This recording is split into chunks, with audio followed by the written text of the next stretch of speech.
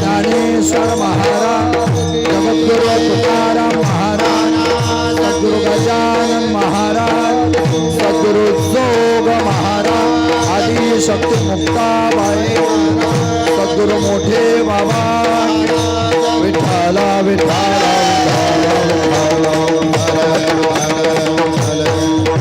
विठ्ठला विठ्ठला विठ्ठला विठ्ठला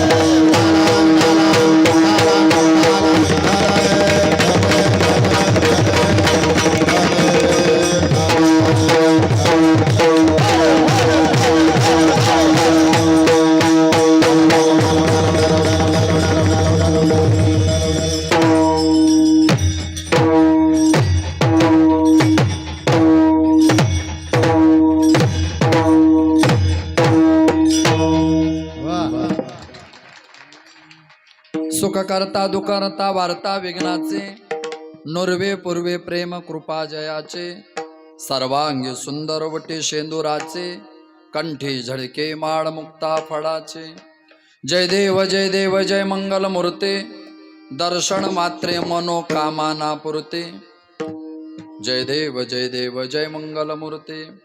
रत्न खचित फरा तुझ गौरे कुमरा, चंदनाचे ओटे कुंकुम केशरा, हिरे जडित मुकुट शोभतो बरा, ऋणझुणते नुपुरे चरणी घागरिया. लंबोदर पीतांबर फणीवर बंधना, सरळ सोंड वक्र तुंड त्रिनयना, दास रामाचा वाटपाय सजना, संकटी पावावे निर्वाणी रक्षावे सुरवर वंदना. जय देव जय देव जय मंगल मूर्ती, दर्शन मात्रे मनोकामना पुरती. योंत प्रवेश मम वाचमिमां प्रसुप्तां, संजीवयत्यखिल शक्तिधरस्वधाम्नाम्. अन्यांश्चास्तु चरणश्रवणत्वगादीन्, प्राणान् नमो भगवते पुरुषाय तुभ्यम्.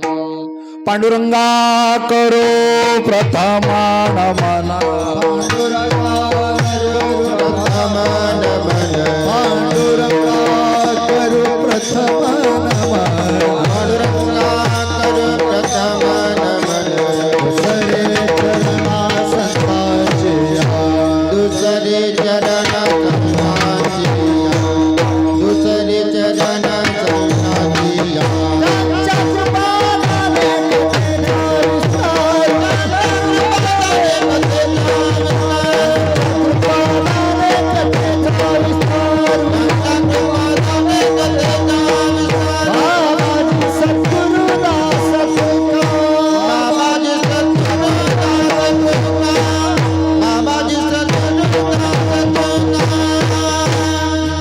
अलंकापुरी रम्य सिंहासन संपदां भोजते जस्पुरा दिक्प्रदेशं. विधीन्द्रादिदेवैः सदा स्तूयमानं, समाधिस्थ मूर्तिं भजे ज्ञानदेवं नमो ज्ञानेश्वरा नमो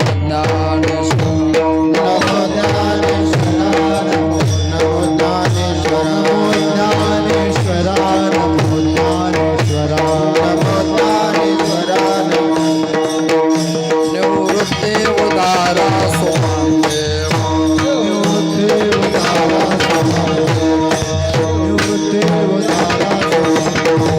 मुक्ताबाई नमो त्रिभुवन पावने मुक्ताबाई नमो त्रिभुवन पावने आद्य त्रय जननी देवाची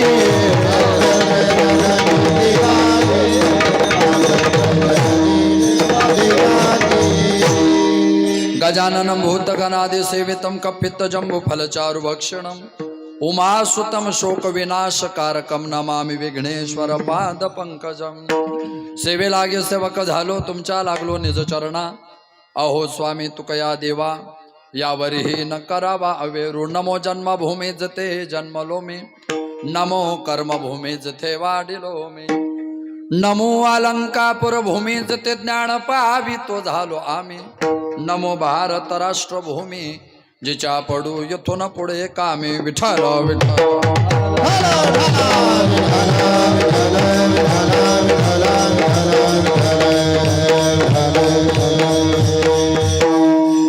सुख करता दुखकर्ता वार्ता विघ्नाचे नुर्वे पूर्वे प्रेम कृपा जयाचे.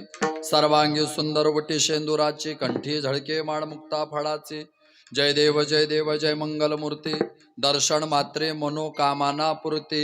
स्तोत्र प्राप्त प्रसंगी कीर्तन रूपे सेवे करता घेतलेला आरती या प्रकरणातील अभंग आपणा सर्वांना महाराष्ट्राच्या वारकरी संप्रदायाच्या परंपरेमध्ये ज्यांचं विशेषत्वाने आपण सगळेजण संत पंचायतनामध्ये सुद्धा उल्लेख आपण बऱ्याचदा करतो असे श्री संत रामदास स्वामी महाराज यांचा आरती प्रकरणातील 3.5 चरणाचा अभंग आहे. विठ्ठल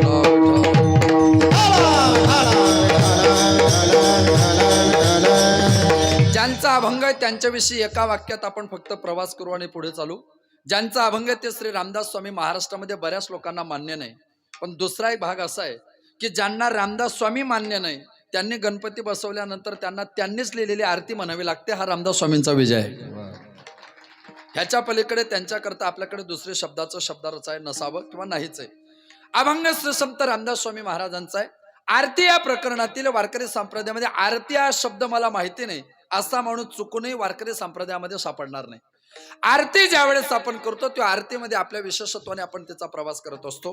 हा प्रवास करत असताना आपण सगळेजण ज्या निमित्ताने या ठिकाणी एकत्रित आहात आपण सगळेजण भगवंताच्या असीम कृपेने साधू संतांच्या कृपाशीर्वादाने समस्त ग्रामस्थ पंचक्रोशीच्या मानवी सामंजस्याने या पवित्र पावन सेवाधाम मध्ये विराजित आहात.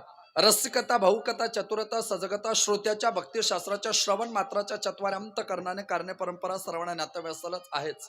वक्त्याचं प्रधान कर्तव्य या नात्याने गेल्या 11 वर्षापूर्वी भगवान श्री गणेशाच्या मूर्तीप्राण प्रतिष्ठेच्या वर्धापन दिनाचं औचित्य आणि श्री गणेश जयंतीचं औचित्य साधत आपणा सर्वांचं पारमार्थिक क्षेत्रातील श्रद्धास्थान आदरणीय श्रोत्रभक्तीपरायण परमपूज्य उद्धवजी महाराज श्री महाराजांच्या संकल्पनेतून भव्य आणि दिव्य स्वरूप या ठिकाणी उभं राहिलं. आणि ही जी भव्यता उभी राहिली ही जी दिव्यता उभी राहिली काही ठिकाणं भव्य आहेत पण दिव्य नाही. काही ठिकाणी भव्यता आहे दिव्यता आहे पण सेव्यता नाही. इथं मात्र तिन्ही गोष्टी जोडून आलेल्या आहे. जे भौतिक रूपातलं जे मोठेपण दिसतंय ही भव्यता आहे. इथं जी पवित्रता आहे ती दिव्यता आहे आणि इथं जे ज्ञानदानाचा यज्ञ चालू आहे ही सेव्यता आहे. काही ठिकाणी भव्यता आहे पण दिव्यता नाही. काही ठिकाणी भव्यता दिव्यता आहे सेव्यता नाही. इथं श्री महाराजांच्या मार्गदर्शनाने श्री महाराजांच्या उपस्थितीत आशीर्वादाने हा 4 दिवसीय महामहोत्सव दिवस जरी 4 असले तरी कीर्तन मात्र 8च होत आहेत. आणि मला असं वाटतं खऱ्या अर्थाने हा सप्ताह आपल्या सगळ्यांपुढे श्री महाराजांच्या मार्गदर्शनातून गणेश जयंतीचं औचित्य साधून आपण सगळेजण करवित आहात. श्री महाराजांच्याच माध्यमातून श्री महाराजांच्याच आज्ञेतून तुम्हा सर्वांच्या समोर उभं राहत असताना नको ते धाडस घेण्याचा प्रयत्न आजच्या अभंगातून केलेला आहे.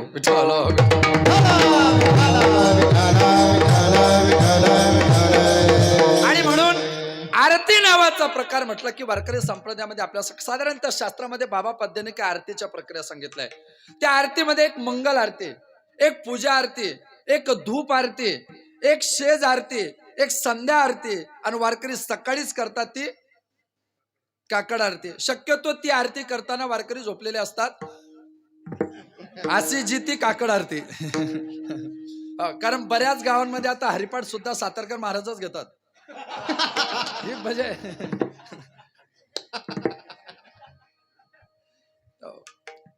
काकड आरती नावाची प्रक्रिया आपल्याकडे आहे. ती काकड आरती करत असताना तिचा विचार स्वतंत्र आहे. जळतील पातकाच्या राशी काकड आरती देखलिया. पातकाच्या राशी ज्याच्याने जळतात ती खऱ्या अर्थाने काकड आरती आहे. त्या आरतीला कोण कोण येतं? शुक संकादिक नारद तुंबर भक्ताच्या बेटी. कवाळ आडूनी पाहता ती वाळवंटापासून महाद्वारापर्यंत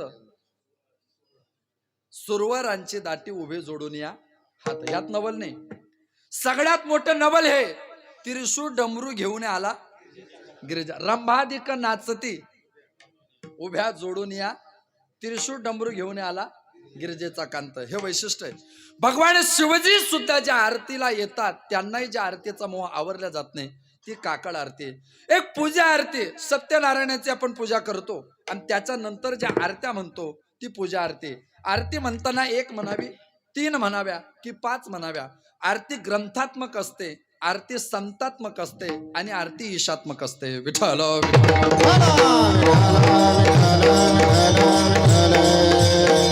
एक ग्रंथात्मक आरती असते. मग ग्रंथात्मक आरती कसं करताय? श्री रामायणा करता. ग्रंथात्मक आरती कसं करताय? श्री भागवता करता. श्रीमद भागवत महापुराण असेल, आद्य काव्य रामायण असेल, ह्याच्या करता ग्रंथात्मक आरती आहे. ज्ञानेश्वरीची ग्रंथात्मक आरती, श्रीमद भगवद्गीतेची ग्रंथात्मक आरती, संतात्मक आरती ज्ञानोबराय तुकोबरायांपासून श्री संत निळोबरायांपर्यंत या संतात्मक आरत्या आहे. आणि पांडुरंगापासून तर भगवान श्रीकृष्णापर्यंत ह्या ईशात्मक आरती. सगळ्या आरत्या होत असताना आरतीमध्ये पुन्हा एकदा म्हणावी, 3 वेळा म्हणावे, 3 पद्धतीने म्हणावे का 5 पद्धतीने म्हणावे. सत्यनारायणासारखी पूजा असेल तर तुम्ही एक आरती म्हणू शकत नाही.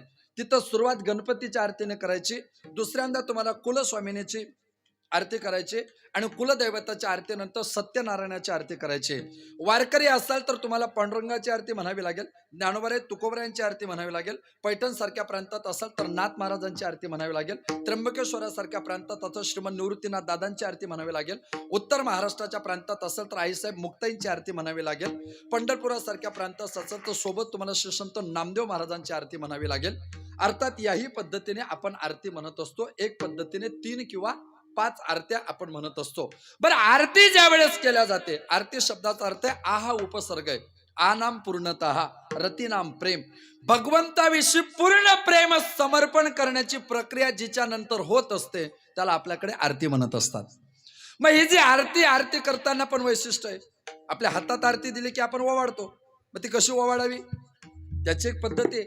अनाहत चक्रापासून तर आज्ञा चक्रापर्यंतच आरतीचा हात उठला जावा. साधारणतः आरतीचं वैशिष्ट्य आहे अनाहत चक्र ते आज्ञा चक्रापर्यंत. म्हणजे काय? हितून तर हितपर्यंत, भगवंताच्या मूर्तीच्या हितून तर हितपर्यंत जेव्हा हात आरतीला फिरतो त्यावेळेस ती शास्त्रकृत आरती होते, शास्त्रीय मान्यतेची आरती होते. दुसरी एक प्रक्रिया आपल्याकडे शास्त्रामध्ये अशी की भगवंताच्या चरणाजवळ 4 वेळा आरती ओवाळल्या जावी, नाभिस्थानाजवळ 2 वेळा ओवाळल्या जावी, वक्षस्थानावर 2 वेळा ओवाळल्या जावी आणि चेहऱ्यावर 2 वेळा ओवाळल्या जावी. याही पद्धतीची आरती असते. जे 3 चरणाच्या आरतीत 5 जण आरती बदलवतात त्यांच्या डोक्याच्या बाहेरचं काम आहे. म्हणजे मान द्यावा पण कुठं द्यावा इतका तरी मान समजावा.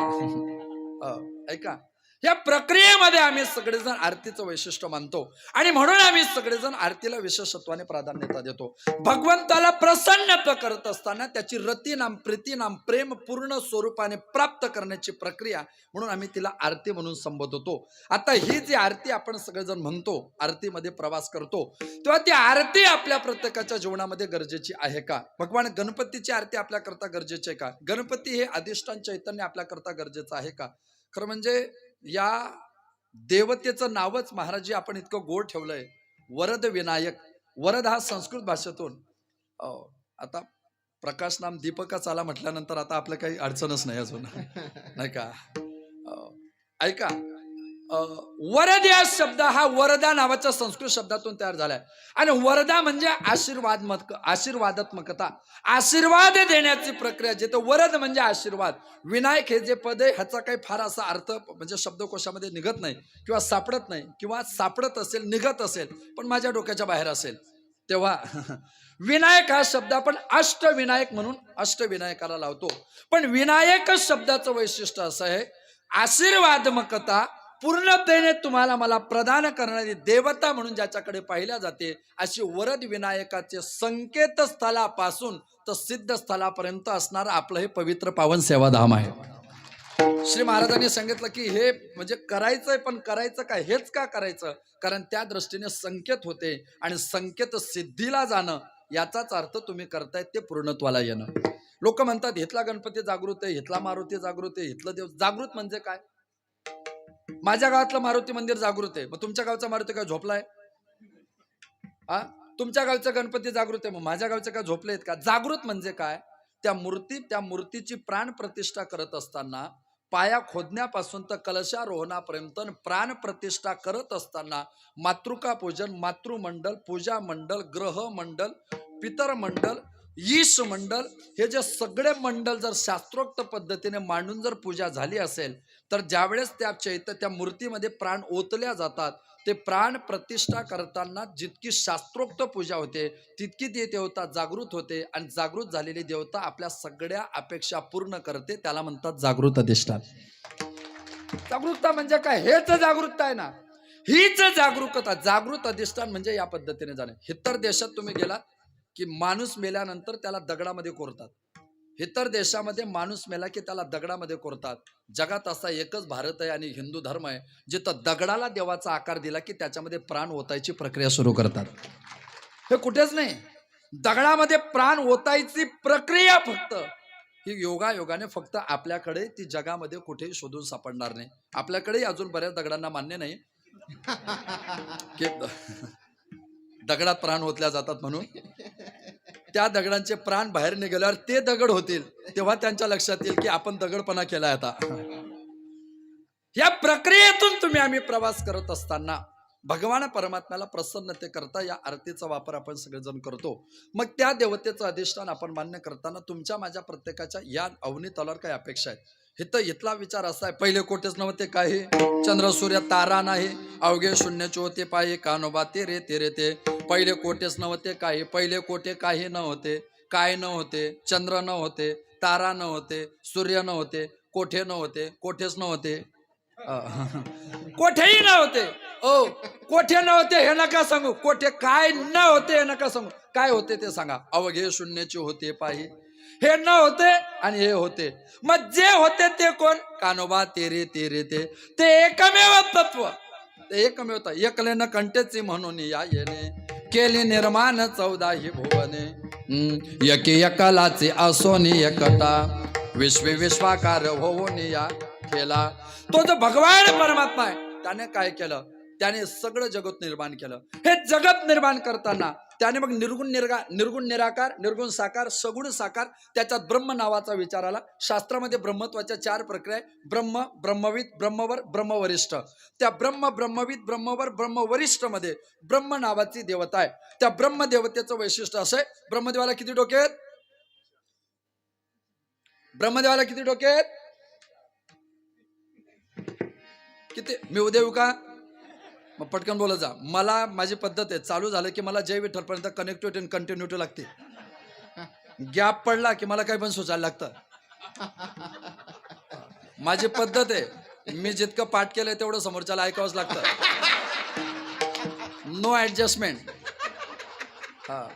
9 वाजले, 9:15 वाजले, 9:30 वाजले, मला इशाराच करायचा नाही, कीर्तन संपव. पानं संपलं की मी थांबलो. मला बाहेरून प्रमाण दिलं की टेन्शन येतं, माझेच आवरल्या जात नाही, पुन्हा त्यांच्या कुठे ठेवू, मला टेन्शन येतं. ऐका, ब्रह्मदेवाला किती डोके? 3. किती? 4. किती? गणिताचा क्लास चाललाय का? याचे नाभी जन्म, नाभी कमळी जन्म चतुर. चतुर म्हणजे 4, आनंद म्हणजे तोंड. ब्रह्मदेवाला 4 डोके, पण ज्ञानोबाने म्हटलं तो वेडा आहे. ज्ञानोबा काय म्हणतात त्याला? सृष्टीच्या उपक्रमा पूर्वेगा विरोत्तमा, वेळायसा ब्रह्मा एकला होता वेळायसा ब्रह्मा पूर्वेगा विरोत्तमा सृष्टीच्या उपक्रमा. त्या ब्रह्मदेवाला 4 डोके, तरी ज्ञानोबा म्हणतात तो वेडा आहे. मग 4 डोक्याचे ब्रह्मदेव जर वेडे आहेत, हे आपल्या गावात एक डोक्यावाले काय ऐकून घेत नाही? बरं, ह्यांच्या अडचणी किती ह्यांनाच माहिती नाही. मानेवर जो 7-8 किलोचा बोज आहे ह्याला डोके म्हणतात. इथून सुरुवात आहे आपली, इथून सुरुवात आहे. त्या ब्रह्मदेवाने ज्यावेळेस त्याला म्हटलं तुला सृष्टी जन्माला घालायची, मग सृष्टी जन्माला घालण्याकरता वैसे जगातली पहिली स्त्री पहिला पुरुष जन्माला येण्याकरता जी तपश्चर्या झाली ना ती भारतात झाली. मनुष्य शत्रुपा जन्माला येताना तपश्चर्या महाराष्ट्रात झाली. आपण ज्या प्रांतात आहे ना त्या उत्तर महाराष्ट्रात झाले. इथून 70-80 किलोमीटर नाशिक पंचवटी ना, त्या नाशिक मध्ये ब्रह्मदेवाने कमळाच्या फुलावर बसून तपश्चर्या केली आणि मनुष्य शत्रुपाचा जन्म झाला. म्हणून नाशिकचं कृतयुगातलं नाव आहे पद्मनगर. त्रेतायुग त्रिकंटक, द्वापारयुग जनस्थान आणि कलियुगामध्ये नाशिक, मोगलांच्या काळामध्ये गुलशनाबाद. पण ती सृष्टी निर्माण करण्याकरता तपश्चर्या हित झाली. पण ज्यावेळेस ब्रह्मदेव इथं पाहतात तर हिथं पाहिल्यानंतर सगळीकडे पाणी दिसायला लागलं आणि सगळीकडे पाणी. मग सगळीकडे जर पाणी असेल तर मी करावं काय? ब्रह्मदेव संभ्रमित झाले. ब्रह्माच्या चित्ताला तपश्चर्या करण्याकरता स्थैर्य प्राप्त होत नव्हतं, स्थिरता येत नव्हती. काय करावं ब्रह्मदेवाच्या लक्षात येत नव्हतं. त्यांच्या चित्ताला स्थैर्य येत नव्हतं. म्हणून भगवान परमात्माने ब्रह्मदेवाला सांगितलं की तुम्ही गणेशाची साधना करा. का गणपतीची साधना करा? कारण ब्रह्मदेवाने सृष्टीवर सगळीकडे पाणी पाहिलं. गणपती ही जलदेवता आहे. त्या जलदेवतेच्या माध्यमातून तुम्हाला तपश्चर्या करताना स्थैर्य प्राप्त होईल आणि स्थैर्य प्राप्त झालं की सृष्टी उत्पन्न करता येईल. आणि मग ब्रह्मदेवाने तपश्चर्या करण्याकरता जागा निवडली थेऊर. थेऊरचा गणपती चिंतामणी, चिंता नष्ट करणारा. मग तो थेऊरचा जो गणपती, त्या थेऊरचा खरा अर्थ आहे स्थिर ऊर. ज्या जागेवर तपश्चर्या केल्यानंतर ब्रह्मदेवाचं ऊर स्थिर झालं, ज्या गणपतीच्या कृपेने ते जे अष्टविनायकामधलं एक देवस्थान तयार झालं त्याचं नाव थेऊर. तो मूळ शब्द आहे स्थिर ऊर. त्या स्थिर ऊर त्या ठिकाणी ब्रह्मदेवाला प्राप्त झालं आणि ब्रह्मदेवाला प्राप्त झाल्यानंतर मग ब्रह्मदेवाने हित तपश्चर्या केली आणि आपण प्रत्येक जण जन्माला आलो. जन्माला येताना तुम्हाला मला मग प्रत्येकाला दुःख आणि सुखाची प्रक्रिया झाली. 4 प्रकारचं दुःख तुम्हाला मला हित अवनीत आल्यावर भोगावं लागतं. इंद्रियार्थ्योषु वैराग्य, मनहंकार येवच, जन्म मृत्यू जरा व्याधे, दुःख दोषानुदर्शनम. जन्म मृत्यू जरा व्याधे मनहंकार येवच, इंद्रियार्थ्योषु वैराग्य. जन्माचं दुःख आहे, मृत्यूचं दुःख आहे, वृद्धापकाळाचं दुःख आहे आणि तुमच्या माझ्या जीवनामध्ये आजाराचं दुःख आहे. 2 दुःख गौण आहे, 2 दुःख प्रधान आहे. 2 दुःख साधारण आहे, 2 दुःख असाधारण आहे. 2 दुःख चुकवता येतात, 2 चुकवता येत नाही. जन्म मृत्यूचं दुःख चुकवता येत नाही, पण तारुण्यात जाणाऱ्याला म्हातारपणाचं दुःख नाही आणि निरोगी जीवन जगणाऱ्याला रोगाचं दुःख नाही. मग इथं दुःख आपण प्रत्येक जण भोगतोय. आपल्याला प्रत्येकाला अपेक्षा असते की आपल्या जीवनामध्ये सुख आलं पाहिजे. मग आपल्याला सुखाने दुःख का भोगावं लागतं? सुखाशी दुःखाशी आपला संबंध काय येतो? खरं म्हणजे आपल्या प्रत्येकाकडे अज्ञान आहे. विचारसागराची ती साखळीच आहे. आपल्याकडे अज्ञान आहे. शास्त्राने अज्ञान 3 पद्धतीने प्रतिपादित केलेलं आहे. एक देहाचं अज्ञान, भूताकाशाचं अज्ञान आणि आत्मस्वरूपाचं अज्ञान. त्या आत्मस्वरूपाच्या अज्ञानातून ज्याचा जन्म होतो त्याला म्हणतात भेदज्ञान. भेदज्ञानाच्या शास्त्रामध्ये 12 प्रकार आहे. भेदज्ञानाचे आपल्याकडे 12 प्रकार आहे. 1 सजातीय भेद, 2 विजातीय भेद, 3 स्वगत भेद, 4 जीवाजीवाचा भेद, 5 जडाजडाचा भेद, 6 ईश्वराचा भेद, 7 जडेश्वराचा भेद, 8 जीवेश्वराचा भेद, 9 कल्पित भेद वास्तव भेद, 10 कल्पित अभेद वास्तव अभेद, 11 कल्पित भेद पण वास्तव अभेद, 12 वास्तव भेद पण कल्पित अभेद. म्हणून श्रीगुरु वारकरी संप्रदायाचे भीष्माचार्य, सगळ्यांची माफी मागून सांगतो, निवृत्ती बाबा वक्ते म्हणायचे भेद 12चा आहे, म्हणजे 12 प्रकारचा आहे. हे मध्यम पदलोपी वाक्य आहे. 12चा म्हणजे 12 प्रकारचा. बाबा म्हणायचे मध्यम पदलोपी आहे. आपण म्हणतो ना हे कोण आहे, त्याला काय नादाला लागू नका, तो अज्ञ. अज्ञ म्हणजे काय? हा मध्यम पदलोपी शब्द आहे. अज्ञ म्हणजे काय? अ पासून तर ज्ञ पर्यंत एकही अक्षराची ज्याला ओळख नाही असा जो तो अज्ञ. यारे यारे लहान, यारे यारे थोर, लहान या थोर या तरुण,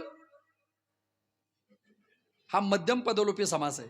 लहानापासून थोरा, पंचमी मध्ये लुप्त आहे, पंचमी मध्ये विभक्ती. लहानापासून थोरापर्यंत या, भेदामध्ये 12 प्रकार आहे. भेद ज्ञानातून अनुकूल प्रतिकूल ज्ञान आहे. अनुकूल प्रतिकूल ज्ञानातून रागद्वेष आहे. रागद्वेषातून धर्म अधर्म आहे. धर्म अधर्मातून पाप पुण्य आहे. पाप पुण्यातून सुख दुःख आहे. सुख दुःख भोगण्याची प्रक्रिया कर्माची आहे. आणि ते कर्म भोगण्याकरता ज्याचा आश्रय त्याचं नाव शरीर आहे. त्याचं नाव शरीर. आघा कर्मे जे उरावे तै ते हे सुख दुःखे फळावे तया ते भोगावया यावे. देहा एका तया ते भोगावया यावे तै ते हे सुख दुःखे फळावे. आगा कर्मे जे उरावे. सुख आणि दुःख भोगण्याकरता तुम्हाला मला यावं लागतं. पण सुख काय आणि दुःख काय हे समानतेने पाहण्याची ताकद फक्त जीवनामध्ये साधूमध्ये. गीता असं सांगते गीतोक्तीमध्ये, सुख दुःख समेकृत्वा लाभा लाभो जया जयो ततो युद्धा युजस्व नैवम पापमवाप्स्यसि नैवम पापमवाप्स्यसि ततो युद्धा युजस्व लाभा लाभो जया जयो सुख दुःखे समेकृत्वा. सुखी संतोषान यावे दुखी विषादान भजावे. हे लाभा लाभ न धरावे मना माझे. हे लाभा लाभ न धरावे दुखी विषादान भजावे. सुखी संतोषानं यावे गेले मानामान सुख दुःखाचे झाले खंडन. आमचं जीवन कसं आहे? सुख दुःख समान सकड जीवात.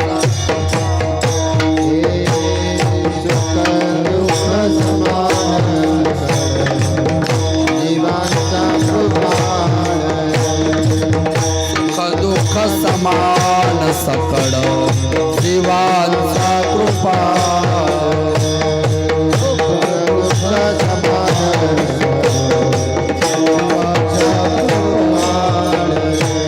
ज्ञानाचा उद्बोध भक्ती प्रेमाचा कल्लोळ. ज्ञानाचा उद्बोध भक्ती प्रेमाचा कल्लोळ. ज्ञानाचा उद्बोध भक्ती प्रेमाचा कल्लोळ. ज्ञानाचा उद्बोध भक्ती प्रेमाचा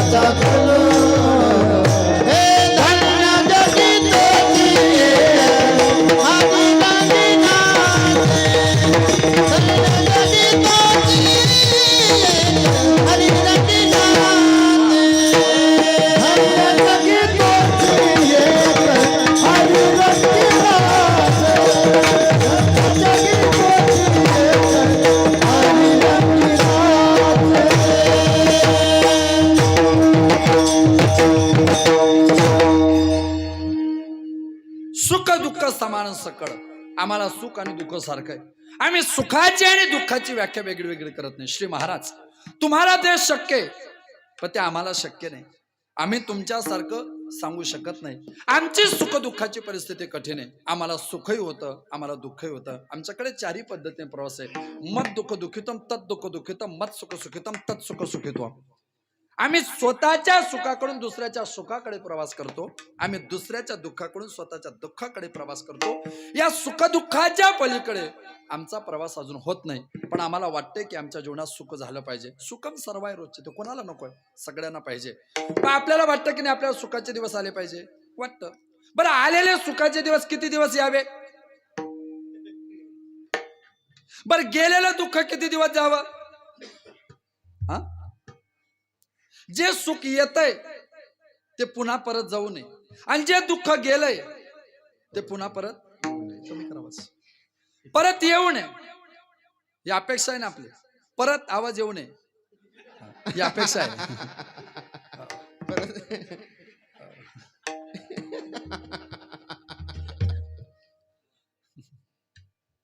अपेक्षा जी. बरं, आपलं जीवन काय? ज्याची अपेक्षा त्याची प्राप्ती नाही, ज्याची प्राप्ती त्याची अपेक्षा नाही. सुखाची अपेक्षा सुखाची प्राप्ती नाही, दुःखाची अपेक्षा दुःख प्राप्त झाल्याशिवाय राहत नाही.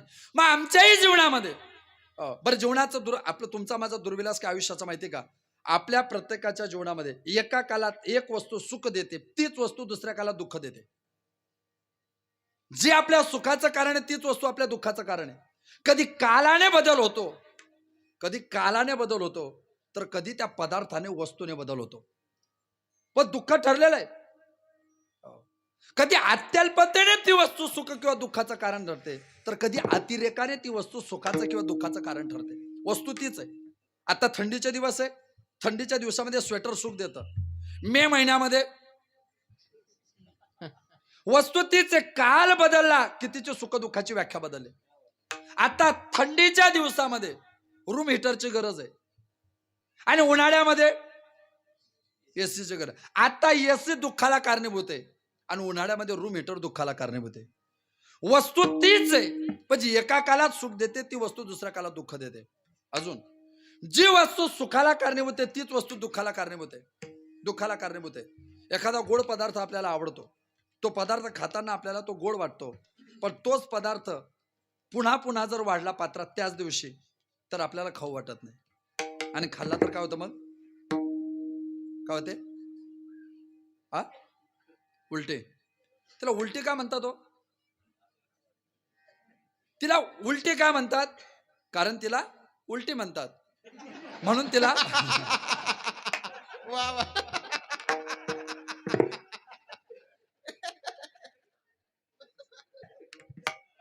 वांती, वमन, ओकारी, ओमेट. उलटी का?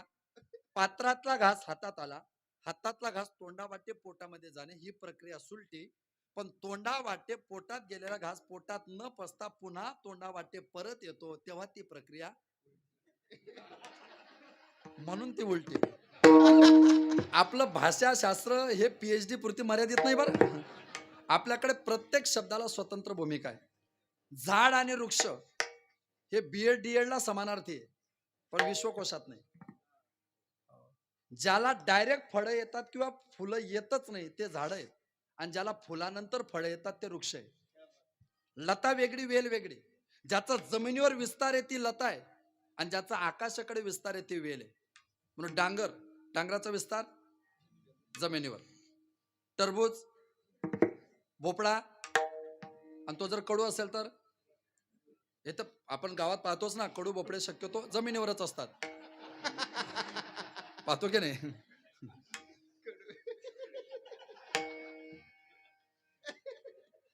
भोपळा शक्यतो जमिनीवर, आणि जाई जुईचे बेल आकाशाकडे. ह्याचा अर्थच असा आहे, जे कडू असतात ते जमिनीवर विस्तारण पावतात ती लता आहे, आणि जे सुगंध देतात ते वारकरी संप्रदायामध्ये त्याचा वेलू गेला वेल आहे. झाडाला एक नाव आहे विटप, त्याला अजून एक नाव आहे पादाप. ज्ञानेश्वरीतली भाषा आहे. का फेडीत पापताप, पोखित तिरेचे पादाप, समुद्रा जाय आप गंगेचे जैसे, गंगेचे जैसे समुद्रा जाय आप, पोखित तिरेचे पादाप, का फेडीत पापताप. पादाप या शब्दाचा अर्थ आहे पाद अधिक आप. पाद म्हणजे पाय, आप म्हणजे पाणी. जे पायाकडून पाणी पितात त्याला म्हणतात पादाप. मराठीमध्ये प्रत्यक्ष आता तुम्हाला महिला म्हणतात की नाही? म्हणतात की नाही तुम्हाला महिला? तुम्हाला महिला म्हणतात का बरं?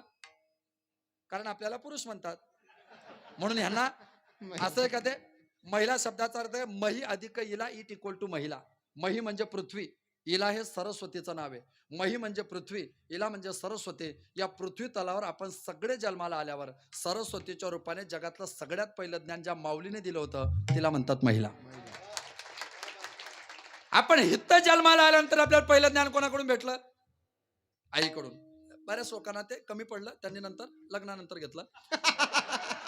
घेणं महत्वाचं आहे. हे पहा, घेणं महत्वाचं आहे. कुठून का होईना घेतोय ना हे महत्वाचं आहे.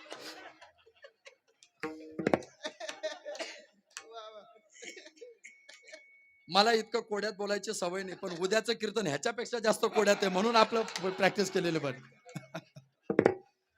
म्हणून मी नाईट वॉचमन म्हणून आलाय. बॅटमन उद्या येणार आहे. हा, उगा नको, उगा म्हणजे नाईट वॉचमन म्हणजे काय? याने फक्त विकेट टिकून ठेवायची, स्पीच तयार करण्यापुरती. अर्थात मग आमच्याही जीवनामध्ये आहे ते कायमस्वरूपी जावं. जे दुःख आहे ना ते कायमस्वरूपी व्हावं, आणि जे सुख येणार आहे ना ते कायमस्वरूपी व्हावं. मग असं सुखही झालं पाहिजे आणि दुःखही गेलं पाहिजे, अशी भूमिका देवाकडे. अशी भूमिका देवाकडे. तुका म्हणे त्यांचे देखली या पाय, मग दुःख जाय सर्व माझे.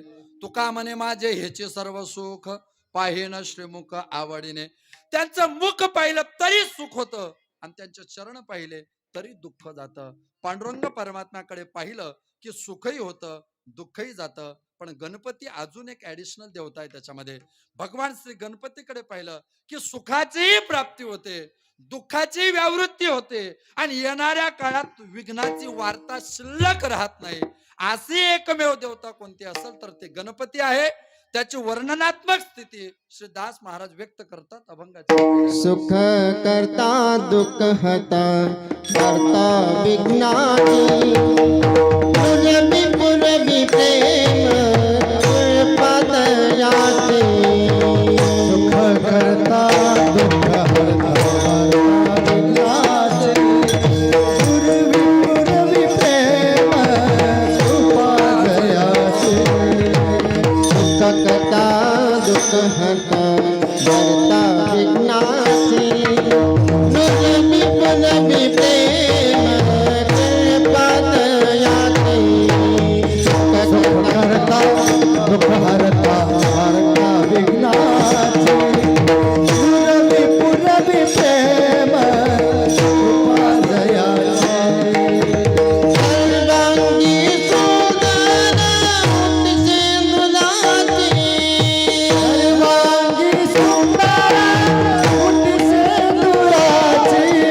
सर्वांगी सुंदर मुठ सेंदुराची सर्वांगी सुंदर मुठ सेंदुराची रंगी झळके मान मुक्ताफळाचे रंगी झळके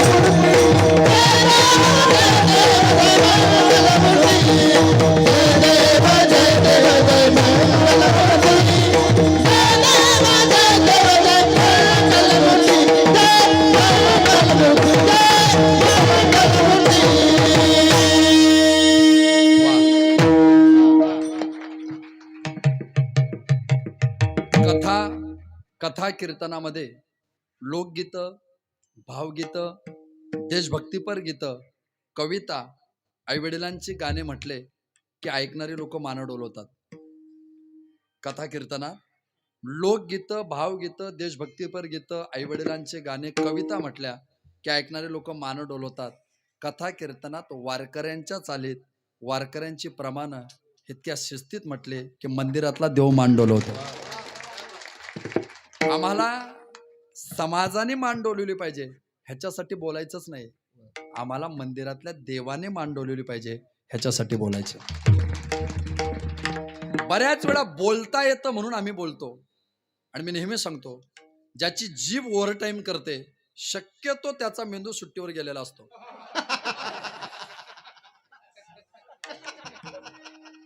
म्हणून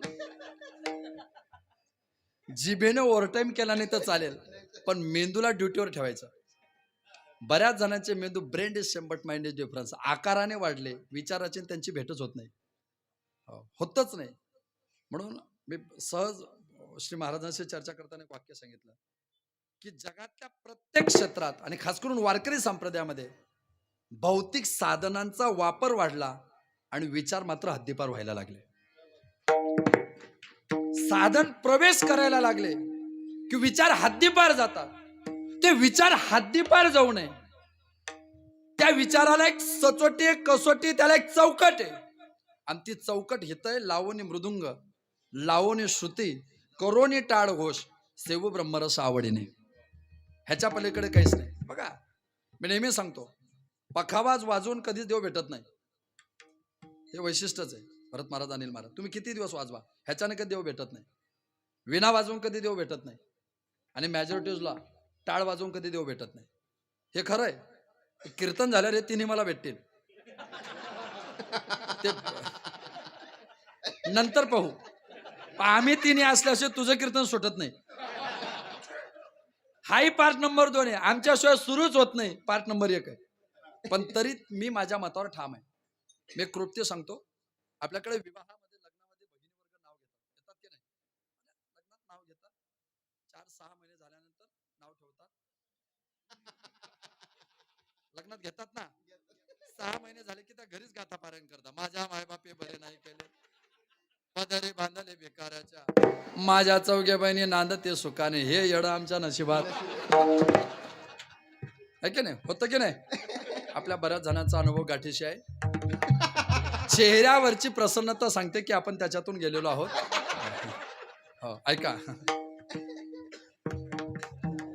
महिला लग्नात नाव घेतात पती भेटावा ह्याच्या करता नाव घेतात का भेटलेला पती टिकावा ह्याच्या करता नाव घेतात डबल बोलू का महिला पती भेटावा ह्याच्या करता नाव घेतात का भेटलेल्या पतीच्या प्रीतीची प्रेम वृद्धिंगतता अंतःकरणामध्ये अनुसूचित प्रविष्टित अविरलपणे तरलपणे अखंडितपणे प्रेम प्रीती वृद्धिंगतता श्वासाच्या श्वासा गणिकतेसह अंतश्वासापर्यंत ती एकमेकाला परिमर्जित व्हावी ह्याच्या करता नाव घेतात ऑप्शन थोडं मोठं झालं असेल पण आपण अंदाज काढू की सगळे महाराष्ट्रातलेच आहोत महिला पती भेटावा ह्याच्या करता नाव घेत नाही जो भेटलाय तो शेवटपर्यंत टिकावा ह्याच्या करता नाव घेतात आमचे वारकरी टाळ पखवाज विना देव भेटावा ह्याच्या करता कधीच वाजवत नाही तो प्रत्येकाच्या हृदयात भेटलाय शेवटपर्यंत टिकावा ह्याच्या करता वाजवतात श्री तुकोबारायांची भाषा आहे घेऊ ब्रह्मरस का सेवू ब्रह्मरस सेवू म्हणजे प्राप्ताची प्राप्ती लावणी मृदुंग सेवू ब्रह्मरस पखवाज टाळ विना हे देवप्राप्तीचे साधन नाही प्राप्त झालेल्या देवाला भोगायची साधन आहेत साध्यपूर्व साधन आणि साध्योत्तर साधन साध्यपूर्व साधनापेक्षा साध्योत्तर साधन कधी श्रेष्ठ असतं आपल्या जीवनामध्ये सुख येणं आपल्या जीवनातून दुःख जाणं आणि आपल्या जीवनात विघ्न शिल्लक न राहणं ही साध्यपूर्व प्रक्रिया आहे का साध्योत्तर प्रक्रिया आहे हे जोपर्यंत लक्षात येत नाही तोपर्यंत साधनाचा विचार आपल्या अंतःकरणामध्ये येऊ शकत नाही विठ्ठल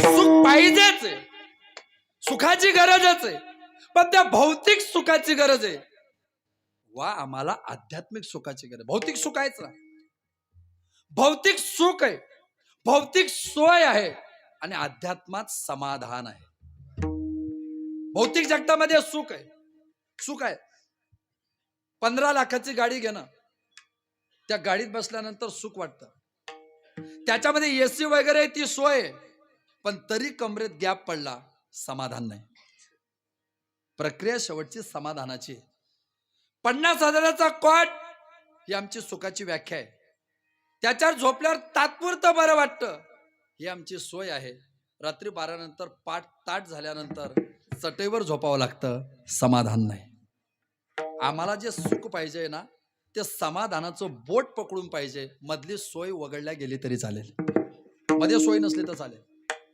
जेव्हा सोय नसताना समाधानाचं बोट पकडून सुख असतं तेव्हा 14 वर्ष डोक्याखाली दगड घेतला तरी रामाविषयी शंका सीतेच्या मनात येत नाही हे लक्षणे सुखाचं समाधानाचं आणि हे जे सुख आहे हे जे झोपडीतलं दगड उशाला घेऊन जे सुख सीतामातेने भोगलंय हे भौतिकच सुख आहे हे काय आध्यात्मिक सुख नाही हे सीतामातेचं भौतिक सुख आहे हे आपल्याही सीतांना समजावं म्हणून रामायणाचा प्रयास आहे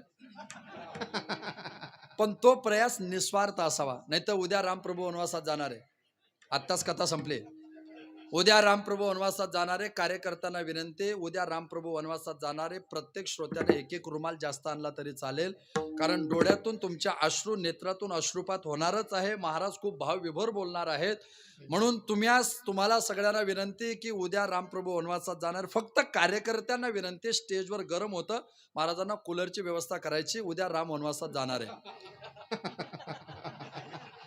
ज्यांना समजलं त्यांना धन्यवाद बाकीच्यांकरता मी पुन्हा येईल आणि आम्ही बोलतो तर येतोच असं वरपांगी नाही आमचं शब्द दिला की आम्ही सांभाळतो कारण मी रामाला मानतो ऐका पण रामाचा वनवास सांगायला जर कूलरची गरज पडत असेल तर मग आम्ही भौतिक राम सांगतोय आम्ही आध्यात्मिक राम सांगतच नाही परमार्थ म्हणजे आध्यात्मिक सुख आहे भौतिक नकोच आहे मग आध्यात्मिक सुखाचा आनंद कुठं आहे ज्यांना घरी 1 तास सुद्धा मांडी घालून बसता येत नाही ते इथं 2.25 तासाच्या कीर्तनात मांडी हालू सुद्धा देत नाही. हे जे नकळत शरीराला समाधी लागते ना, ही तिथलं सुखाची व्याख्या, ही तिथली सुखाची व्याख्या आहे. ह्याला वेगळी गरज नाही, ह्याला वेगळं सुख निर्माण करायची गरज नाही.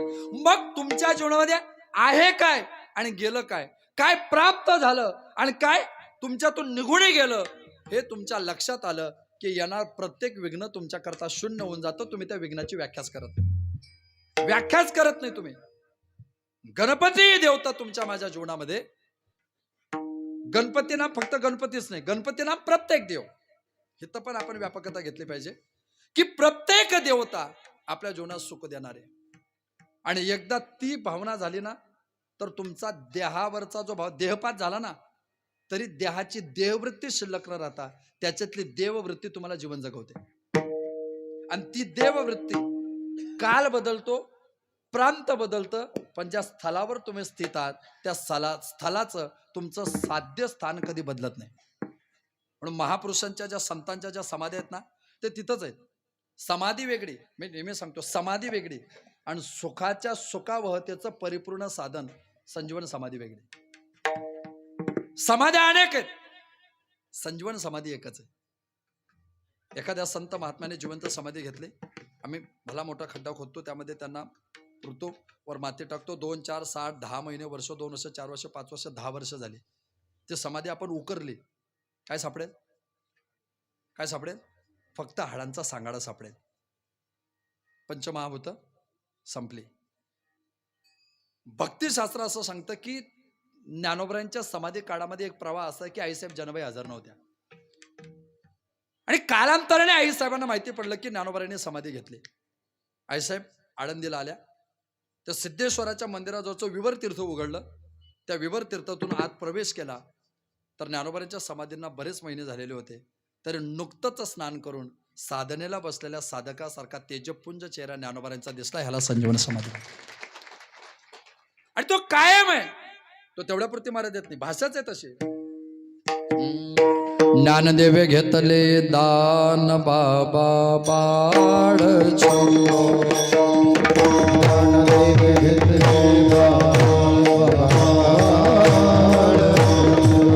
हृदय धरून या ध्यान बाबा बाळ छंदो.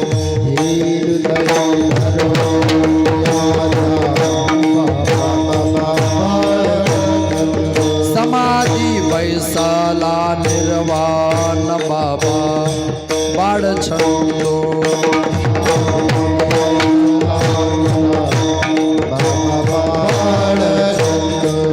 कथा कीर्तन करितो बाबा बाळ छंदो.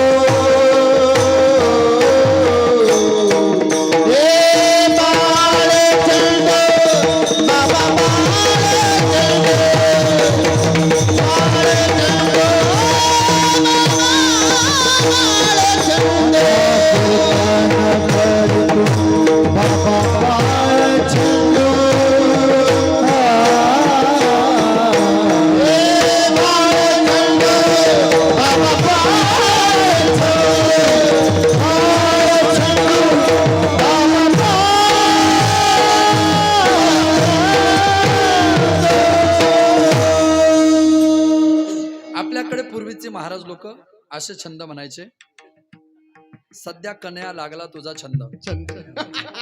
हे छंद कुठून येता हेच कळना, है की नाही? ते छंदामध्ये 8 प्रकार आहे. गमन, भमन, यमन, हे जे 8 गण आहेत ना, या 8 गणाहून जे विनायक झालेले आहेत ते अष्टविनायक नावाची एक प्रक्रिया आहे. ते गण प्रक्रिया सांगताना गणेश पुराणामध्ये हे जे ज्ञानोबरांचं जीवन आहे, समाधी बैसाला निर्वाण, कथा कीर्तन करीतो.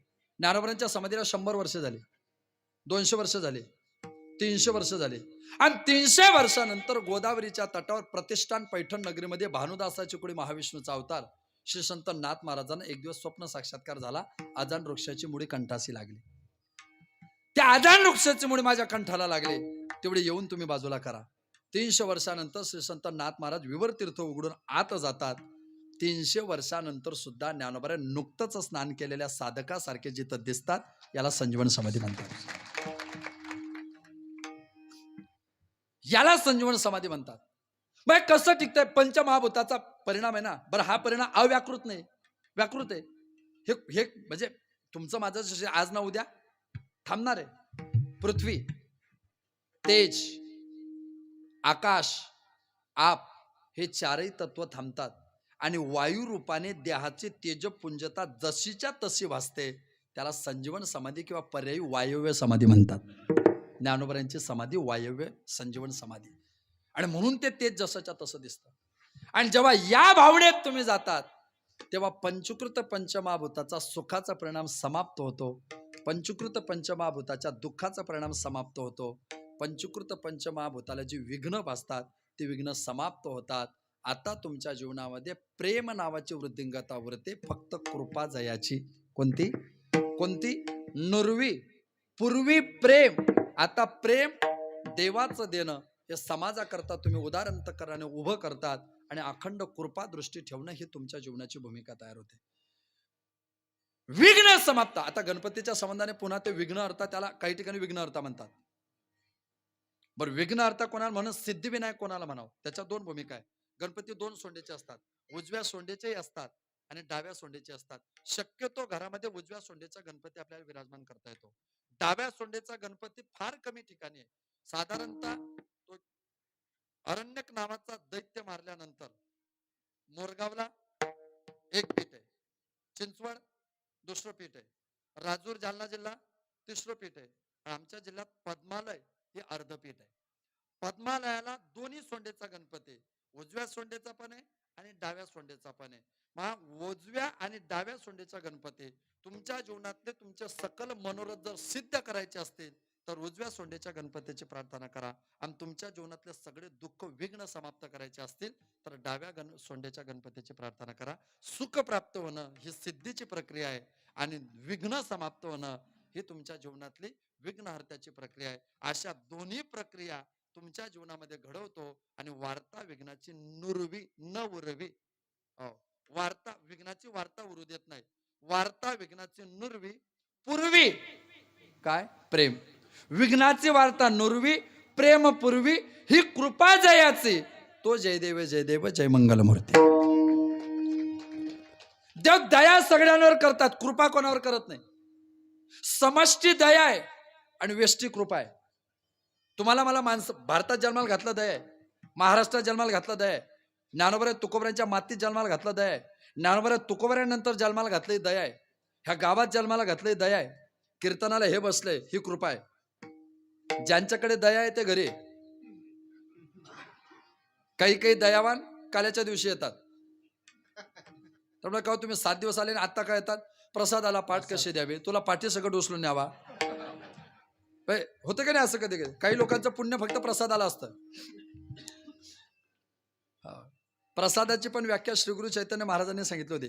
प्रसाद शब्दाचा अर्थ आहे, खरं म्हणजे गीतेने पण सांगितले, प्रसादे सर्व दुःखानां हानिरस्य उपजायते प्रसन्न चेतसो हा शुभ बुद्धी पर्यावतिष्ठते बुद्धी पर्यावतिष्ठते प्रसन्न चेतसो हा शुभ हानियस्य उपजायते प्रसादे सर्व दुःखानां. प्रसादे सप्तमीचं एक वचन. प्रसादामध्ये, प्रसादात आतमध्ये ठाई, प्रसादाचे ठाई. सर्व दुःखांना षष्टीचं बहुवचन. सर्व दुःखांची निवृत्ती जिथं होते आणि प्रसन्नता प्राप्त होते त्याला म्हणतात प्रसाद. गीतेची व्याख्या: प्र म्हणजे प्रभू, सा म्हणजे साक्षात, द म्हणजे दर्शन. जो हातावर घेतल्यानंतर प्रभूचं साक्षात दर्शन झालं अशी भावना तयार होते त्याला म्हणतात प्रसाद. दया आणि कृपा. कृपा सगळ्यांवर नाही, कृपा ठराविक लोकांवर आहे आणि ती कृपा देव तुमच्या माझ्यावर करतात. ठराविक लोकां व्यष्टी पद्धतीने कृपा असते आणि समष्टी पद्धतीने दया असते. असे देवता जय देव जय देव जय मंगलमूर्ती. त्याला मंगलमूर्ती का म्हणतात? त्याला मंगलमूर्ती फक्त 2 जणांना म्हणतात. आपल्याकडे संप्रदायात मंगलमूर्ती दोघांनाच म्हणतात. कोणाकोणाला? एक गणपतीला आणि एक जडकेकर महाराजला. पटकन बोलायचं, मी साईडला ना कनेक्टिव्हिटी तुटते. मंगलमूर्ती. अजून दुसरी कोणाला म्हणतात? पवन तनय संकट हरण मंगलमूर्ती रूप. मंगलमूर्ती हनुमंताला म्हणतात आणि मंगलमूर्ती भगवान गणपतीला म्हणतात. ही मंगलमूर्ती. मंगल शब्दाचा अर्थच मंगल आहे आणि विष्णू सहस्त्रनामामध्ये ते त्याचं नाव आहे मंगलानाम मंगलानांच. त्याचं नावच मंगल आहे. कोणाचं? मंगलचं. नाही नाही देवाचं, हा हा देवाचं. तुम्हाला वाटेल मंगलचं. हो. मंगल देवता प्रदान करणारी त्याची भूमिका आहे. जय देव जय देव जय मंगलमूर्ती. दर्शन मात्रे मनोकामना पूर्ती. मनोकामना पूर्ती. मनाची कामना पूर्त करणारी देवता आहे. पण केव्हा? दर्शन मात्रे. दर्शन घेतल्यानंतर ते मनोकामना पण आपण उलटी म्हणजे विग्रह करतो. तिचा संधी ती मनोकामना ती आपण विग्रह करून टाकतो. मग अशी जी देवता आहे त्या देवतेला आता तुम्ही सांगितलं की ठीक आहे, पहिल्या चरणात काय सांगितलं? सुख करता. आता सुख करता हे गणपतीकडे लक्षण आहे, पण ते दिसणार लक्षण आहे का? नाही. दुःख हरता हे दिसणार लक्षण आहे का? नाही. विघ्नाची वार्ता नुरवी दिसणार लक्षण आहे का? नाही. प्रेमपूर्वी दिसणार लक्षण आहे का? नाही. कृपा जायची दिसणार लक्षण आहे का? नाही. मंगलमूर्ती दिसणार लक्षण आहे का? नाही. मग दर्शन मात्र मनोकामना पूर्ती. पण मनाची कामना पूर्ण होताना त्याचं दर्शन घेतलं पाहिजे. पण त्याचं दर्शन घ्यायचं असेल तर तो नेमका दिसतो कसा, त्याचं लक्षण सांगितलं अभंगाच्या दुसऱ्याच्या. रत्न खचिता भरा, रत्न खचिता भरा, रत्न खचित भरा दूध गौरी कुमारा, रत्न खचिता भरा, रत्न खचिता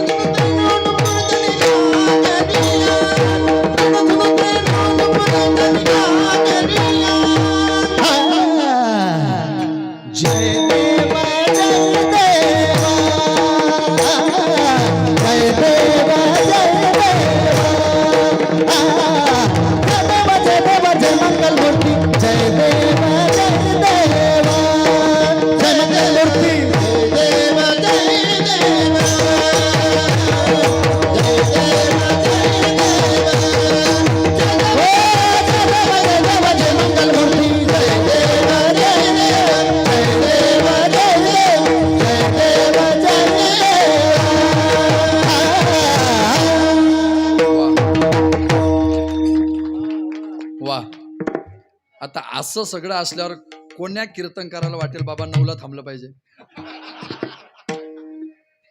माझी तर इच्छाच नाही. घड्याळ आधीच संभ्रमात आहे माझं. म्हणजे 9ला थांबायचं का, 9ला थांबायचं का, 9ला थांबायचं का, त्या संभ्रमात आहे ते. त्या टेन्शन मध्ये मज हेही नाही तेही नाही, वेगळा दोही पासून. ऐका, त्याला पाहत असताना तो कसा दिसावा. म्हणजे पहिल्याही चरणात आपले 2 ओढ उत्तरार्धातल्या राहिल्या. सर्वांगी सुंदर कुटे शेंदुराच्या, सर्वांगी सुंदर. आरती रामदास स्वामींनी जोगिया रागासाठी उत्पन्न केलेले आणि जोगिया रागातून वैभव निर्माण करणार. रामदास स्वामींचं वैशिष्ट्य ते आरती जी नाही, ही आरती ही जोगिया रागात अतिशय गोडवा देणारी आरती. आणि असं वैभव असल्यानंतर कीर्तन लवकर संपवणारे कीर्तनकार कर्म दरिद्र म्हणावं लागेल, नाही तर शब्द दरिद्र म्हणावं लागेल.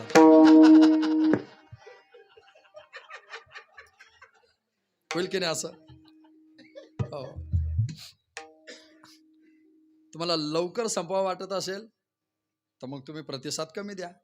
पण तुम्ही जर असा मनापासून प्रतिसाद द्याल तर मी थांबणाऱ्या पैकी नाही. हो. सर्वांगी सुंदर. आता सर्वांगी सुंदर हे तर त्याचं नाव नाहीच आहे. बरं, गणपतीकडे पाहिल्यानंतर सौंदर्याची कोणती व्याख्या बसली? कान अति मोठे असणे हे सौंदर्याचं लक्षण आहे का? नाकाऐवजी सोंड असणे हे सौंदर्याचं लक्षण आहे का? बर, हे सौंदर्याचं लक्षण आहे का? एकाच माणसाची ढेरी पोट मोठं असणे हे सौंदर्याचं लक्षण आहे का? रावणाची पत्नी सुंदर आहे, तिचं नाव आहे मंदोदरी. मंदोदरीची व्याख्या नाथ महाराजांनी केली मंद उदरी. मंद म्हणजे लहान, ज्याचं उदर लहान असतं ते एक सौंदर्याचं लक्षण असतं. उदर लहान असणं सौंदर्याचं लक्षण आहे. मंद उदरी म्हणजे लहान उदरी. मग एवढी मोठी ढेरी हे लक्षण आहे का?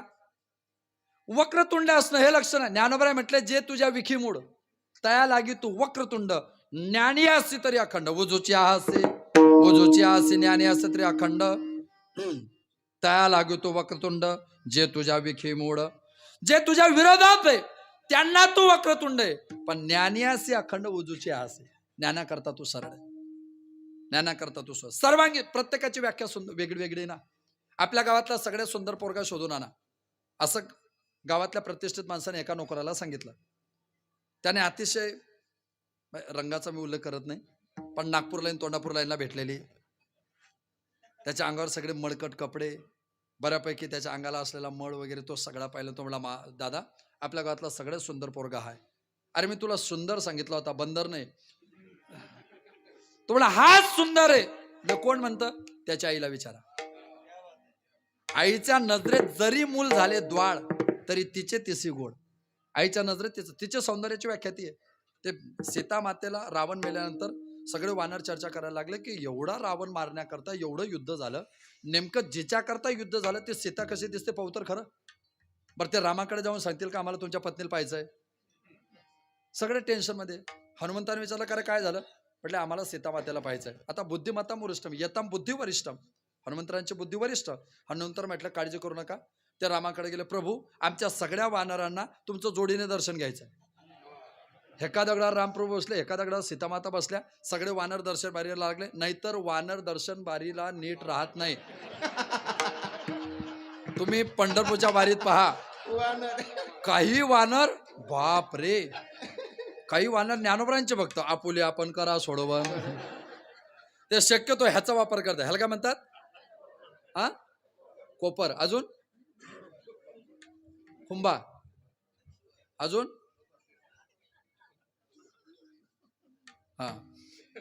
करतात की नाही सगळे वानर. आता रामाला त्यांनी पाहिलेलंच आहे 4 महिन्यापासून.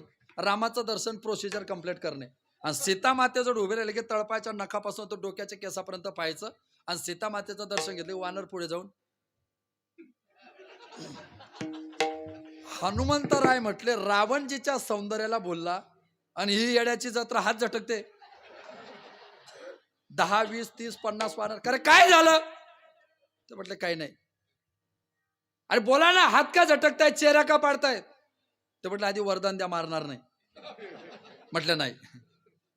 काय झालं? ते म्हटलं नाही, रामाकडे पाहिलं की बरं वाटतं. आणि मग सीतेकडे नाकी डोळी बरी आहे पण आपल्या इतकी सुंदर नाही. कोण म्हटलं? वानर. हनुमंतराय म्हटलं म्हणजे काय? म्हणजे आपल्यासारखी शेपटी कुठे आहे तिला? म्हणजे वानराचं सौंदर्य कशात आहे? शेपटीमध्ये. म्हणून तर रावणाने हनुमंताचं सौंदर्य जाणण्याकरता शेपटी जाणली. मग गणपती सर्वांगी सुंदर देहदृष्ट्याने, गणपती सर्वांगी सुंदर गुणदृष्ट्या. गुणदृष्ट्या सर्वांगी सुंदर. उटी शेंदुराची आरतीत 2 उट्या आहेत. आरतीमध्ये 2 उट्या आहेत. उटी शेंदुराची, अजून चंदनाची उटी आता शेंदुराची उटी हनुमंताला आहे आणि शेंदराची उटी गणपतीला आहे. तो शेंदरा सुनाचा दैत्य मारल्यानंतर शेंदराची उटी गणपतीला पण आहे. चंदनाची उटी सर्वांनाच आहे. बर, उटीचं वैशिष्ट्य काय? ज्ञानोबांनी एक भाषा केली. मग तया पुण्याची पावटी, सवेची इंद्रपणाची उटी, येऊ लागती माघारे. उटी, आता हिता आरतीत 2 उटी आहे, आपल्याकडे एकच उटी. कुठं? म्हैसूरच्या जवळ. उटी म्हणजे काय? आपण राहुरीच्या पुढे घाटात लागलो आणि घाटात जाताना 25 टनाचा ट्रक रिवर्स यायला लागला, मग तो कंडक्टर काय करतो? उटी लावतो. उटी आहे तोपर्यंत गाडी वर जाण्याची शक्यता आहे. उटी काढली गाडी खाली येण्याची शक्यता आहे. जोपर्यंत भगवंताच्या नामाची पुण्याची उटी कपाळावर, तोपर्यंत ही गाडी वैकुंठाकडे जाण्याची शक्यता आहे. एकदा ती उटी संपली, येऊ लागते माघारे. वैकुंठ असेल ना, तुझे बाबा सांगायचे, मग तया विद्यार्थीपणाची पुण्याची पावटी सरे, विद्यार्थीपणाची उटी उतरे, जाऊ लागते माघारे आपापल्या गावा. पुण्य संपलं की मग खाली. तुका म्हणे जाती पुण्यक्षय अधोगती, पुण्यक्षय अधोगती, पुण्यक्षय अधोगती,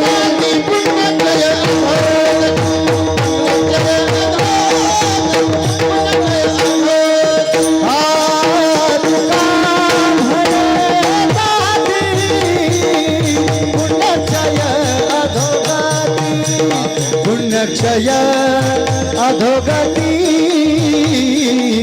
पुण्यक्षय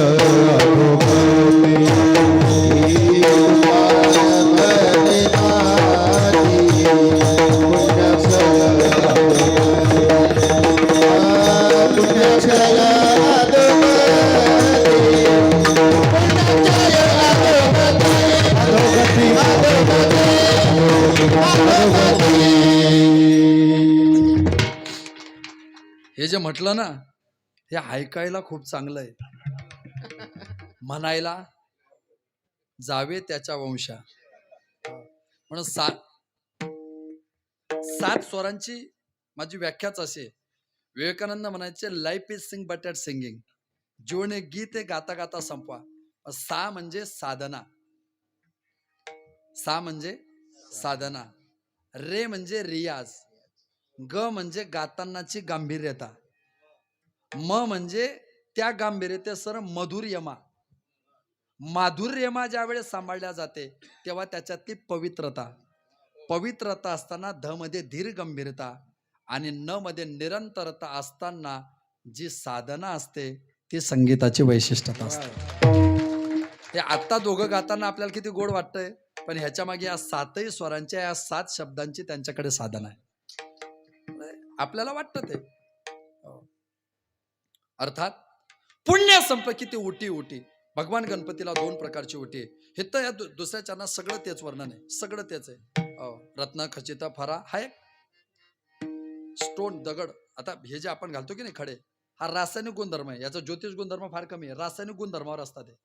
ह्याचे रासायनिक गुणधर्म असतात. तुम्हाला ते पचतात की पचत नाही, योग्य असतात का नसतात, त्याच्या प्रक्रिया असतात. मी घातलेला खडा मला योग्य आहे का, तो पौर्णिमेच्या दिवशी मी हातातून काढली पाहिजे, ती उशाखाली ठेवली पाहिजे. उशाखाली ठेवल्यानंतर रात्रभर मला स्वप्न कसे पडतात, मग ते शकुन शास्त्र असतं. मग स्वप्न कसे पडले त्याच्यावर तो खडा मला शूट झालेला आहे का नाही ते कळतं.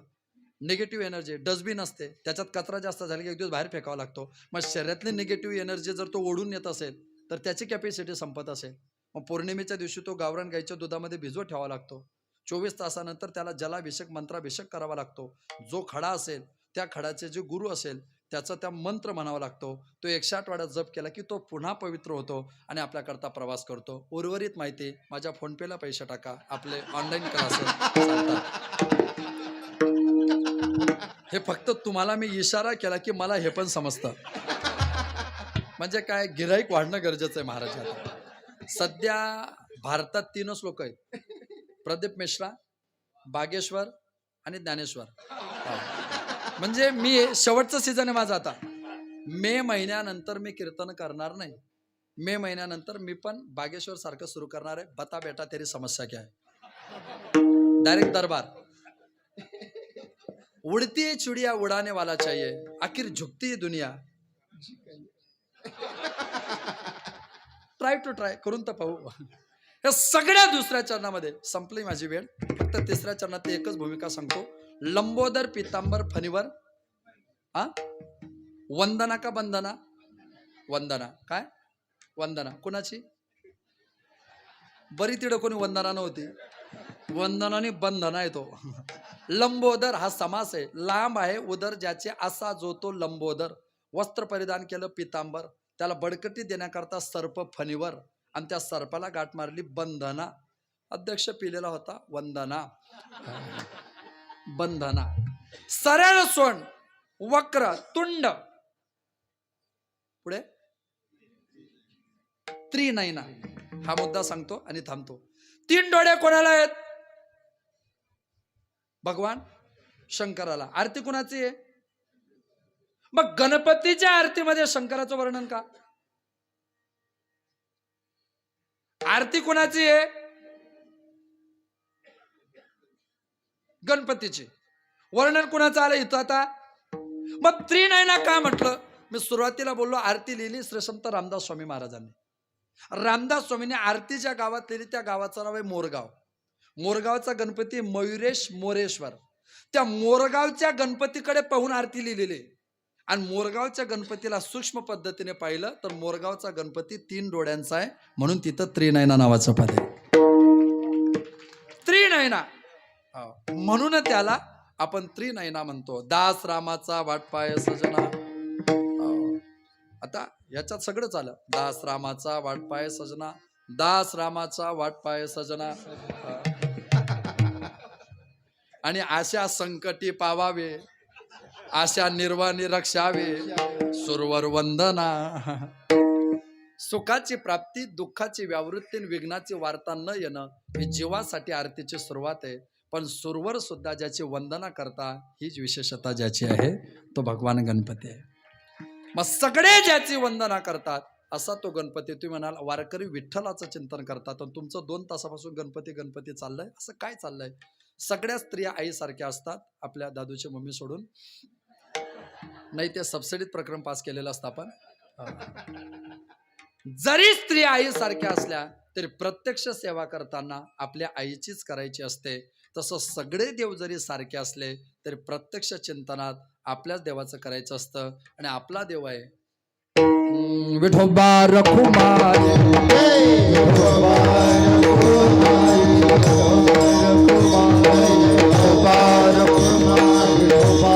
हरी जय जय भोबा रखुमाई, भोबा रखुमाई, भोबा रखुमाई, जय जय भोबा रखुमाई, विठोबा रखुमाई.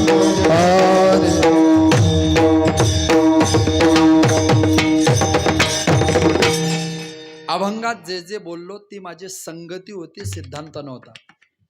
ती माझी संगती होती, माझा सिद्धांत नव्हता. एरवी असा प्रयोग करू नये, पण तरी श्री महाराज असताना मी हा प्रयोग करणं, ह्याच्या मागचं कारण तुम्हाला सांगतो. परीक्षा जिथं कॉफी चालत नाही त्या केंद्रावर देण्यात मजा आहे. उगा खाली येड्याची जत्रा बसली तिथं किती कठीण अभंग घेतात लोक, काय हुशार महाराज आहे, असं नसतं. परीक्षा सुद्धा कुठं दिली पाहिजे त्याचं डोकं पाहिजे. प्रेमात, युद्धात आणि परमार्थात परीक्षासोबत प्रतीक्षा असते, आणि प्रतीक्षा परीक्षेचं बोट धरलं की उत्तर येण्याची शक्यता असते. उगा काय कुठेही काही जर अभंग घेता लोक होतं, काय हुशार आहे महाराज, किती कठीण अभंग होता, शेवटपर्यंत भजनांना म्हणता आला नाही. त्यांना फक्त म्हणताच आला नाही, याला सांगताच आला नाही. हे काला विचारलं कीर्तन, मग कीर्तन अभंगावर होतं. महाराज अभंगावर होते, अभंग खालीच राहिला, ते वरच्यावर निघून गेले, तपासच लागला नाही कुठं लागले. म्हणून आता पुन्हा महाराज माफी मागून म्हणावं लागलं, कीर्तनकाराने कीर्तन अभंगातलं सांगावं का अभंगावर सांगावं? अभंगावर बोलावं का अभंगातलं बोलावं, हा पुन्हा प्रश्न आहे आता. शब्द फिरवताच येतात, आपल्याकडचे लोक हुशाराचे महाराष्ट्रातले. म्हणून सगळ्यांना सर्वकाळ शुभेच्छा. 2 मिनिटं आपल्या सगळ्यांची घेतो.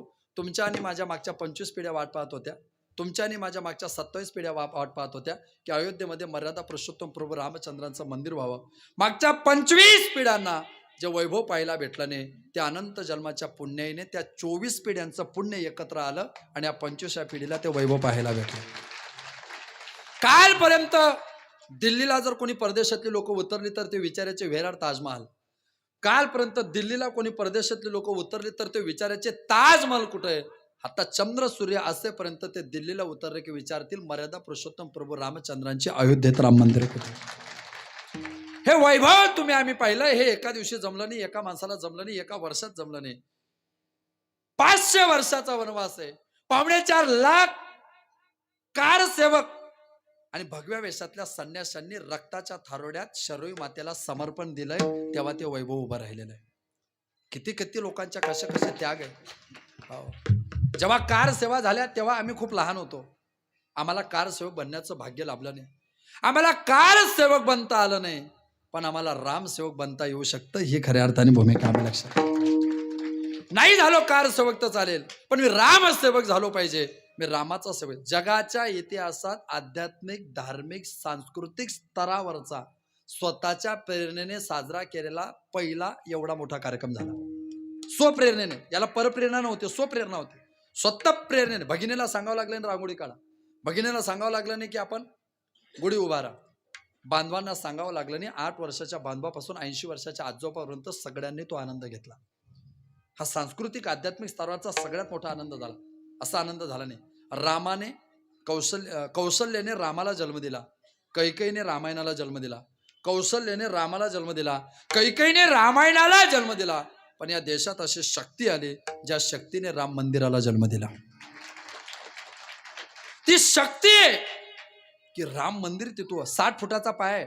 नदीच्या काठावरच्या गावात जेव्हा पाया खोदतात ना, त्याच्यात रेती मिश्रित माती असते. ते लवकर पाया तिथं उभा नाही राहत स्ट्रक्चर. त्यामध्ये 2000 फुटाचा आत खड्डा आहे.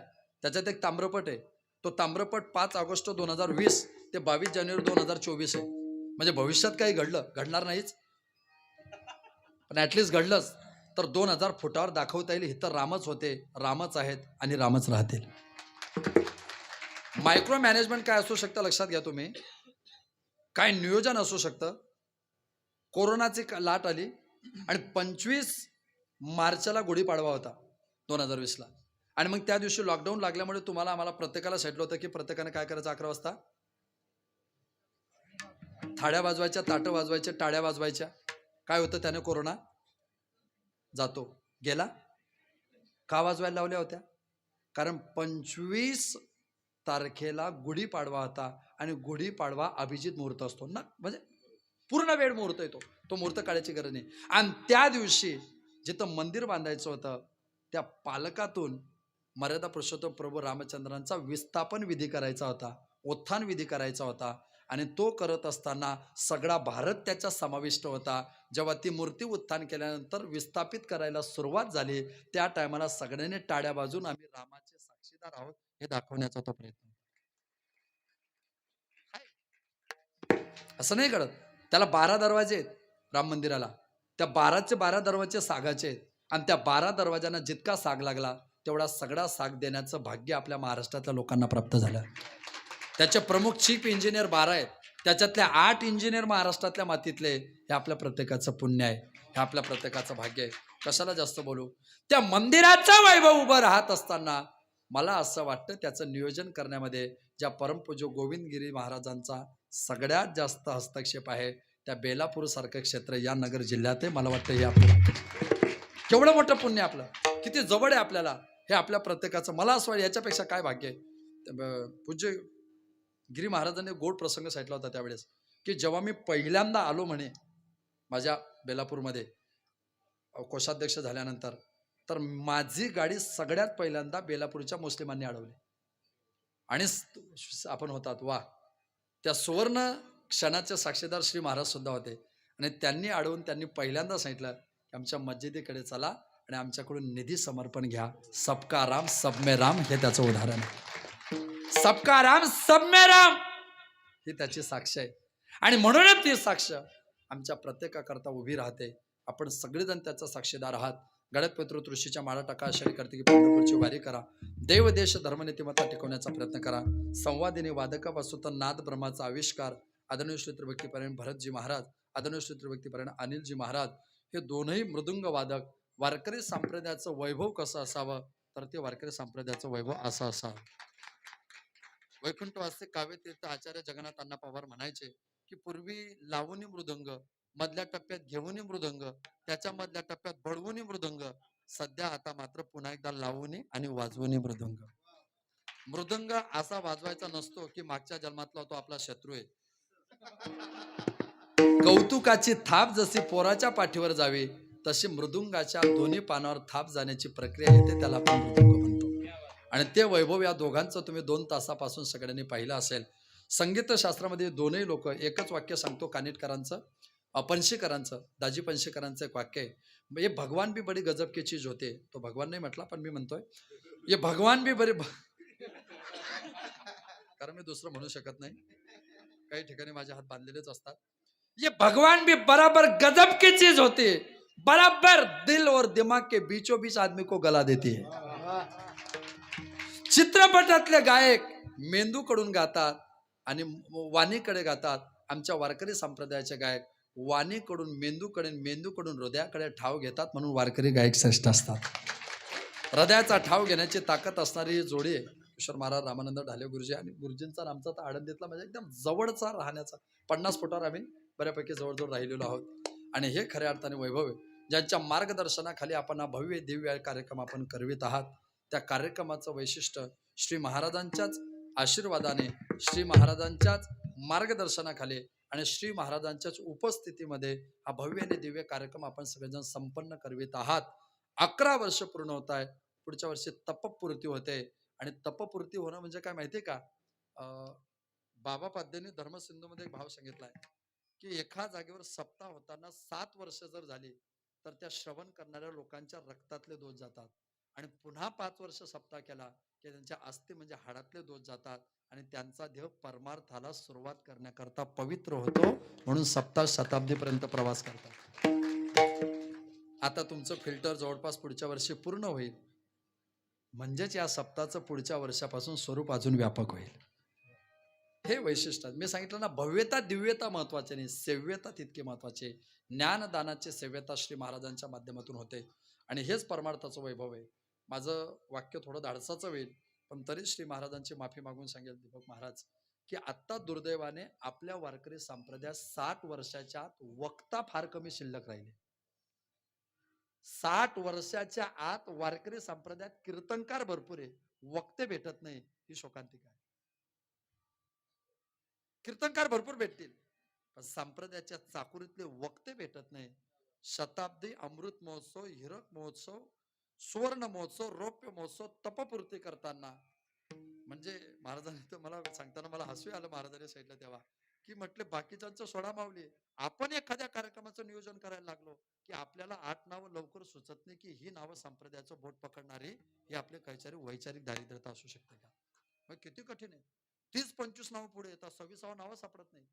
आणि ते जर 50-60 वर्षाच्या आत सापडणार नाही तर येणाऱ्या 15 वर्षात आमच्या संप्रदायाची व्याख्या काय होईल ही भीती आता बाळगणं आपल्याकरता गरजेचं.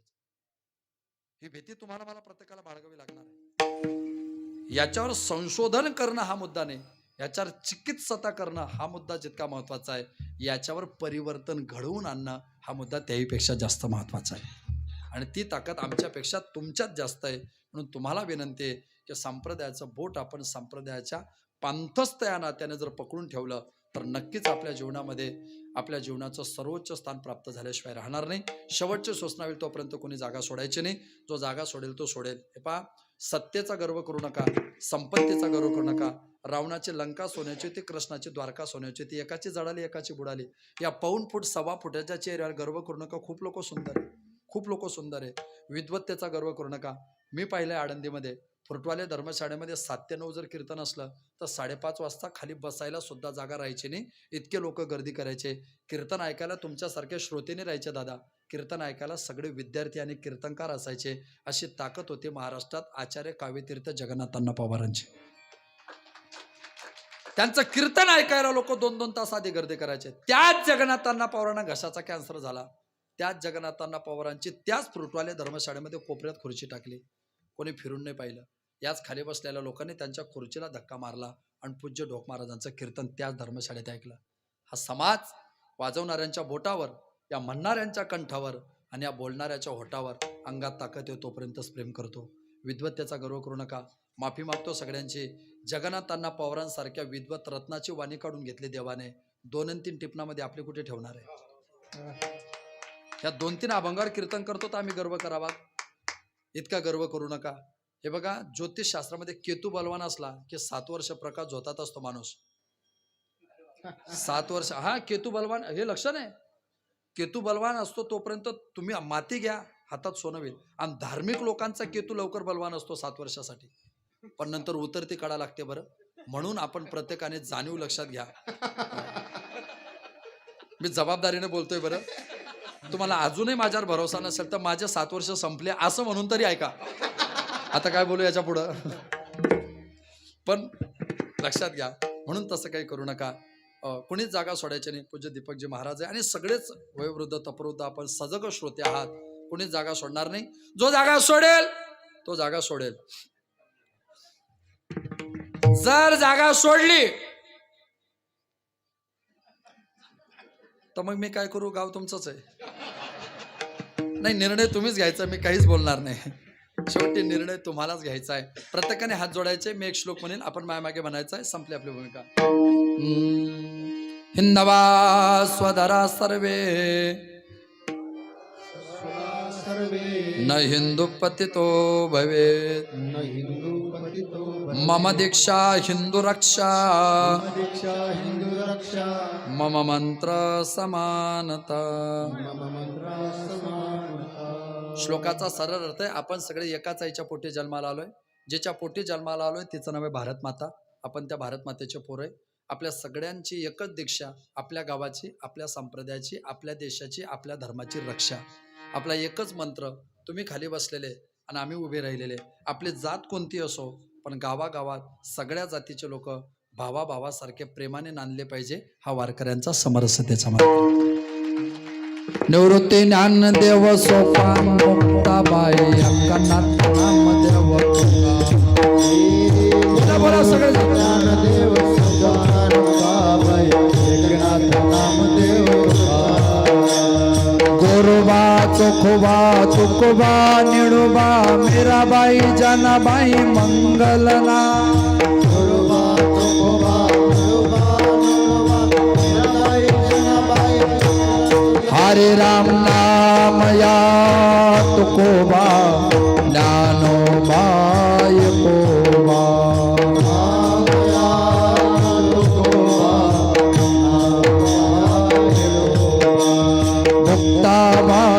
मुक्ताबाई आदिशक्ती मुक्ताबाई. मुक्ताबाई मुक्ताबाई आदिशक्ती.